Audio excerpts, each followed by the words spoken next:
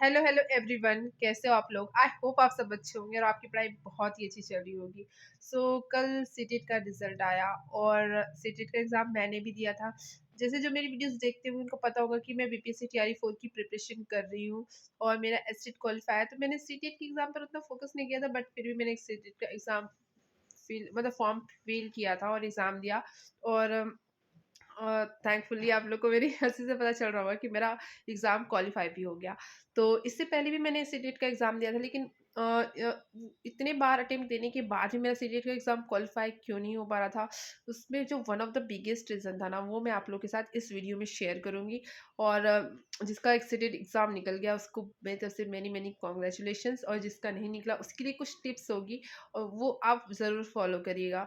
और हाँ, एक इम्पॉर्टेंट थिंग ये भी है, अगर आप बीपीएससी टीआरई 4 के लिए प्रिपरेशन कर रहे हैं और आपका सीटेट एग्ज़ाम क्वालिफाई हो गया ना, तो मार्कशीट प्लीज़ प्लीज़ डाउनलोड करके अच्छे से सेव करके रख लीजिएगा। अगर ओरिजिनल मार्कशीट जैसे डिजी लॉकर में आती है, वो तब तक नहीं आती तब तक आप इस मार्कशीट से भी अपना बीपीएससी टीआरई 4 का फॉर्म भर सकते हो। अगर वो मार्कशीट ओरिजिनल वाली नहीं आती है तब तक इससे काम चल जाएगा। मेरे साथ ऐसा हुआ है ना कि मैंने एसटेट का एग्ज़ाम दिया था ना, तो उसकी मार्कशीट डाउनलोड ही नहीं की। और अगर गलती से बाय द वे फॉर्म आ जाते हैं ओरिजिनल मार्कशीट आने से पहले, तो पता नहीं मैं कैसे ही फॉर्म भरूँगी, तो ये सर्टिफ़िकेट का इश्यू हो जाता है। तो आप लोग अपना जो भी मार्कशीट है उसको अच्छे से प्रिंट का ऑप्शन जो आता है उससे पीडीएफ बनाकर सेव करके ज़रूर रख लीजिएगा। और मैं अब आपको बताती हूँ कि इससे पहले जब मैंने सीटेट एग्ज़ाम दिए थे, तो मेरा सीटेट का एग्ज़ाम क्यों नहीं क्वालिफ़ाई हो रहा था और इस बार कैसे क्वालिफ़ाई हो गया। एक्चुअली पढ़ाई तो मैंने पहले ही अटेम्प्ट्स में की थी, इस अटेम्प्ट में पढ़ाई मैंने बिल्कुल नहीं की थी। मैं बिल्कुल फ्रैंक आपको बता रही हूँ। सिर्फ़ मैंने 3 मैराथन देखी थी, जिसमें एक अपना सीडीपी की मैराथन देख के मैंने रिवीजन किया था और थोड़ा-सा हिंदी का देख लिया था, थोड़ा-सा इंग्लिश का देख लिया था। बाकी साइंस और मैथ्स में ऐसे तुक्के से मार के आ गई थी। तो और बाय द वे जिसको तुक्का मारा उसी में मेरे अच्छे नंबर आए हैं। उसी की वज़ह से मेरा पेपर भी क्वालीफाई हुआ मैथ्स और साइंस के बेसिस पे। तो क्या हुआ, इससे पहले क्या होता था, जैसे मैं पेपर देती थी तो इतना टाइम कंज्यूम कर लेता था मेरा 3 पोर्शन ही। जैसे कि मैं सीडीपी करती हूँ, फिर हिंदी करती हूँ, फिर इंग्लिश करती हूँ, देन मैं मैथ्स और साइंस पे जंप करती थी। तो आप किसी भी पोर्शन को करो, लेकिन आप ना अपने दिमाग में टाइम मैनेजमेंट बैठा लो कि इस पोर्शन को इतने देर में करना है, इस पोर्शन को इतनी देर में करना है।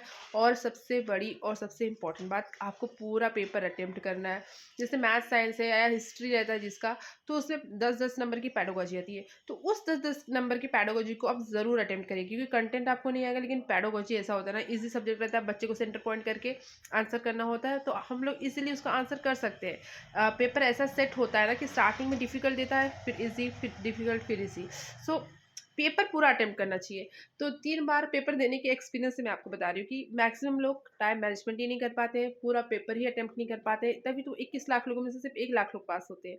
तो ये सबसे बड़ा इश्यू यही होता है ना कि हम लोग टाइम मैनेजमेंट नहीं कर पाते। 2 बार मैंने पेपर दिया था, फर्स्ट टाइम समझ में नहीं आता कि क्या था, फिर एक बार ऑनलाइन में हुआ, तो ऑनलाइन में भी अ, पेपर 1 क्लियर हुआ, पेपर 2 नहीं हो पाया। फिर उसके बाद बीएड वाले प्राइमरी के लिए एलिजिबल ही नहीं थे, फिर मैंने भरा, तो फिर मेरा टाइम मैनेजमेंट नहीं हुआ। मैं इंग्लिश पोर्शन कंप्लीट ही नहीं कर पाती थी, मतलब जा ही नहीं पाती थी, हमेशा 89, 82 ऐसे ऐसे अटक जाता था, तो मेरा पेपर क्वालीफाई नहीं हो पाता था। जैसे मैं जनरल से हूँ, तो मुझे 90 चाहिए पास होने के लिए।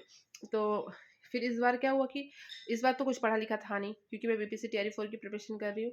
तो मैंने क्या की, पेपर में गई, जो पुराना नॉलेज था, जो जितना पुराना आता था उसी के बेसिस पे क्वेश्चन पढ़ा, पेपर टिक किया, पढ़ा टिक किया, पढ़ा टिक किया, इससे करके मैंने पूरा पेपर अटेम्प्ट किया।